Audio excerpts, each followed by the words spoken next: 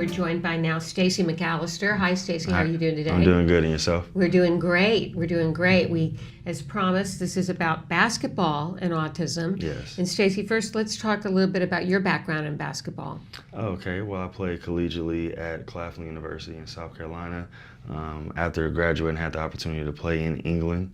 I played for half a season, and then 3 years ago I played in Brunei, which is located in Southeast Asia. But things changed a little bit for you when you welcomed a son into the world. And I understand, how old is your son now? My son is 6 years old. Okay, and is it okay to talk about him and the fact that he was diagnosed with autism spectrum disorder? And that probably changed your life a little bit, yes? Completely, yes. Completely, yes. But you seem to have landed completely on your feet. Right. Because as Nancy always says, sometimes this opens up a whole new world. You say your disability is sometimes your opportunity. Right. And you've taken this opportunity as a dad who knows a bit about hoops, and now having a son, you've decided to not only teach him about this, but to create something that teaches a lot of people. Correct. Yeah, so tell us how 511 Hoops, which is named after your son's birthday, 511. Yes, that's correct. How was that born? How did that come about? It was an interesting story. So like I said, after college, I had a chance to go to England and play. And I was home for about 2 months, and I was actually going to leave again to go to Australia to play. So about a month before, that's when I found out my son was diagnosed. So I was at that fork in the road. It was like, hey, do you go play, or do you, figure this out? You have to learn about the different interventions, the different therapies.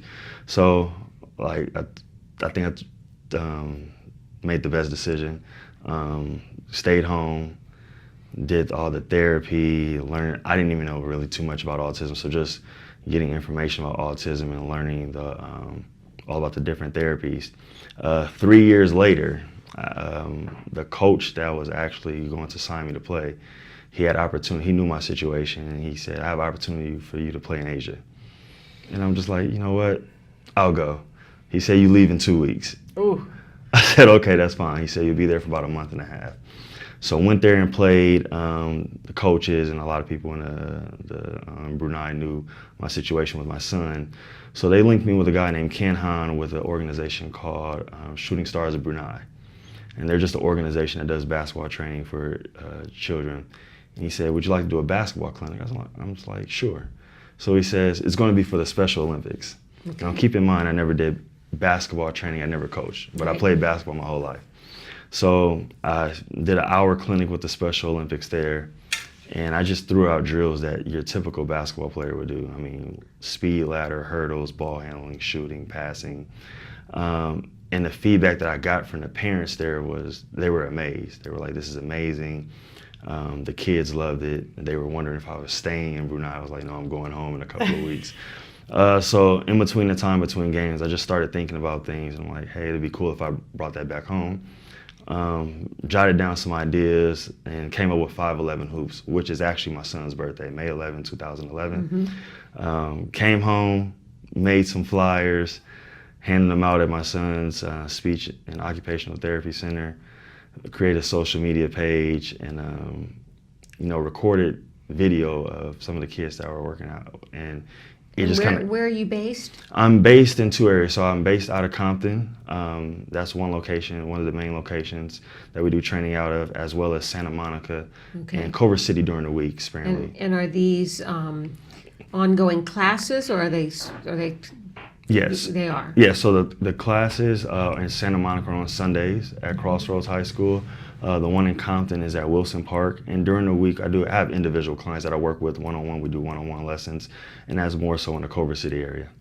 And how did you apply some of the therapies that your son was going through to this? So with the group classes, I apply a lot of social skills therapy. I have the kids interact. When talking with me, I want them to give me eye contact. When I see that they're not focusing, I may do a gesture just to see if they're paying attention. With a lot of drills, always in the beginning, we do a lot of agility drills, jumping, and it gives a lot of sensory input, like a lot of deep pressure. We're seeing some pictures of what sensory the input. kids are doing. Yeah. And from there, we go into shooting, ball handling, passing. I'm always asking them questions while doing drills, Right. getting them to do 2 or 3 different things at once, as well as with drills. I try to get them to do 3-step commands, 2-step commands. So working on different things, working on cognitive development, physical, as well as just socially. Right. We're working a lot of the different therapies that the children are doing. We're all combining that into one around basketball. And how do you find them responding? Very well. I mean, I've seen changes in some of the kids I've been working with for 2 years. So I've seen changes just socially, more confident. They're happy to come, as well as like the classes. I've seen a lot of the kids, they're just meeting friends. So I have some kids, they're meeting friends, and on the weekends they're going out and having little play dates. So I think a lot of it is just a lot of confidence building. Physically, they're getting stronger. It works on gross motor as well. And it all benefits for their development. Absolutely. I mean, the studies have been showing more and more that anything that crosses the midline helps with cognition. So when we look at a sport like basketball, where at some point when they're dribbling, sometimes they have to dribble with this hand on that side, that's crossing the midline. Right. So not only are they getting that physical exercise that we talked about last week and helping to be more toned and be more healthy, but they're getting that social interaction. When they're better at these skills, when they're on the playground, they're less likely to be picked on. So it's Right. helping to make them bully proof, and it's building their cognition. It's kind of a win-win-win-win-win. Yes. So a remarkable thing. How has your son responded? He's doing pretty good. He's not to be honest, he's not a fan of basketball. Not yet. Not yet. I mean, Okay. he's so young. But honestly, with a lot of the agility drills and jumping, I mean, he loves to run. So that really helps him because he needs a lot of sensory input. So those drills for him works out tremendously, and it gets him to calm down. I can get his focus. Yeah. But I think in a more social setting with the group, he sees the other kids doing it, so he tends to mimic them. So it does benefit, as opposed to me working one-on-one. It's like, Dad, why are you making me do this? Right. Right. I do see a lot of changes with it, just getting his focus with it.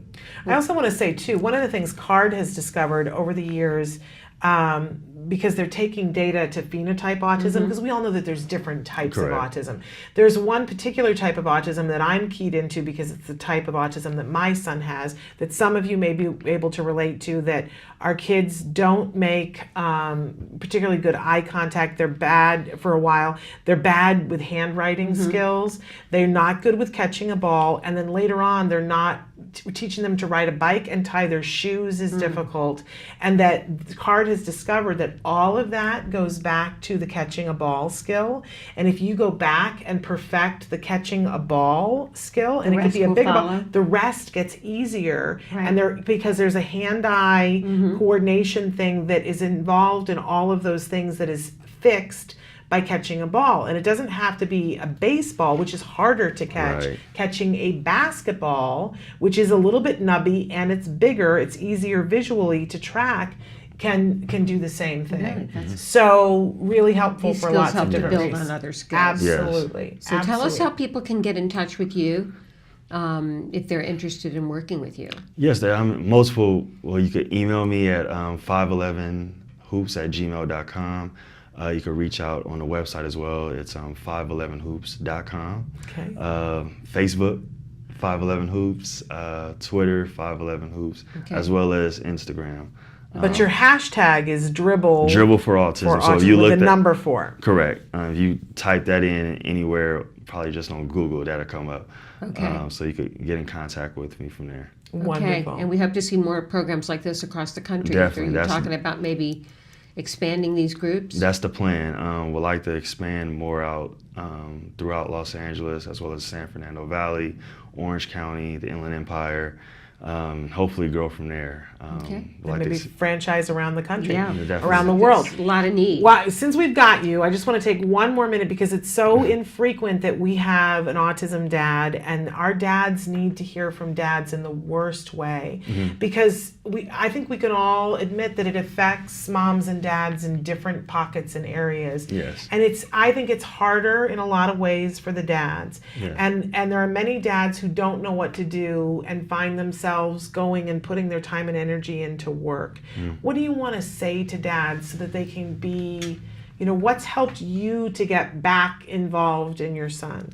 I think it's just patience. I mean, I think every dad wants to have their son being involved in sports, but you can't look at it as it's a burden. I mean, children across the spectrum, there's so many things they can do, and you'll be surprised. So maybe sports may not be their thing. It could be, you have to find that niche, that talent that they have. That you can relate to that your you can child. relate to, and go from there. I think that's the biggest thing, because if they can't communicate with you verbally, they do feel you, and they can feel energy. So I think connecting with them, find something that you can connect with, and gradually throw new things at it. Sports, or if it's music, gradually throw stuff at them. So as they get older, then maybe they may tend to like that activity. But it takes a lot of patience.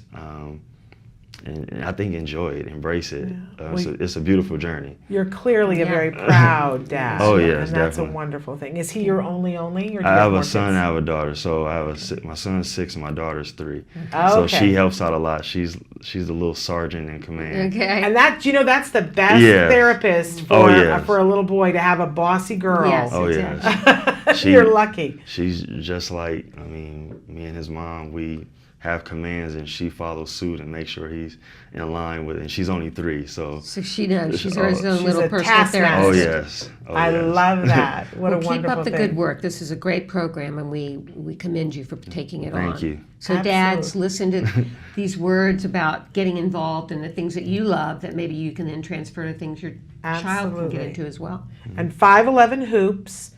Or you can put in hashtag Dribble for autism, autism. the Yes, number number 4. 4. Right. Correct. Stacy, thank you so much for No being problem. with us.